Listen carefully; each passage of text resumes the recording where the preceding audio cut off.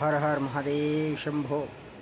ఎవరైనా సరే అప్పుగా డబ్బులు ఎవరికైనా ఇచ్చి వాళ్ళు ఇబ్బంది పెడుతున్నా, డబ్బు మనకు ఇస్తున్న టైంకు ఇవ్వకున్నా, మనము కూడా తెచ్చుకున్న కాడ ఇయ్యలేక మాట పోతుందా, అప్పు తీరడం లేదా, అప్పులు పెరుగుతున్నాయి, ఇబ్బంది పడుతున్నాము, మనసు స్థిమితంగా లేదు, ఈ ఇబ్బందులకు ఒక చిన్న పరిహారము, ఒక రెమెడీ ఉంటుంది.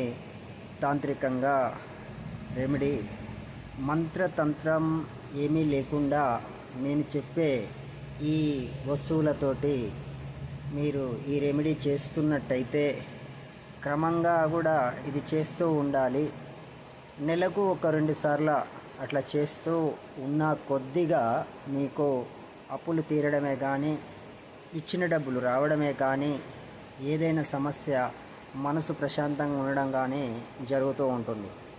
అయితే చక్కెర అంటే మనం టీలో వాడుకునే చక్కెర, బెల్లము, ఈ 2 తీపి వస్తువులని మనము పారే నీళ్ళు అంటే కాలువలో మనం నీళ్లు పారుతూ ఉండాలి ఖచ్చితంగా.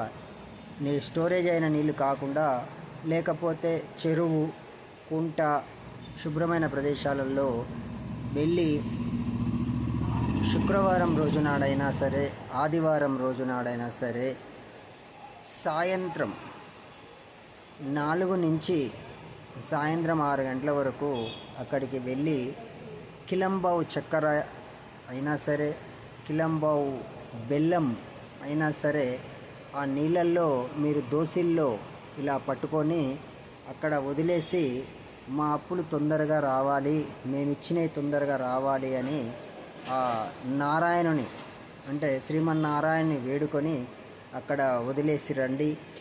బెల్లమైనా సరే ఆ విధంగా మా అప్పులు తొందరగా తీరాలి, మాకు సమస్యలు తీరిపోవాలి, మా మనసు ప్రశాంతంగా ఉండాలి అని ఓం నమో నారాయణాయ అనుకుంటూ అక్కడ వదిలేసి వెనుకకు చూడకుండా రండి.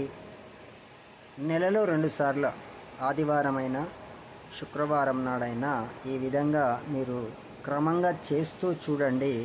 మీకు అతి తొందరలోనే అప్పులు వసూలు కావడమే కానీ, అప్పులు మీకుంటే తీరడమే కానీ ఖచ్చితంగా జరుగుతాయి. ఆ శ్రీమన్నారాయణుడు లక్ష్మీదేవి కటాక్షం కూడా మీకు తొందరగా లభిస్తుంది. Her her Mahadev Shambho.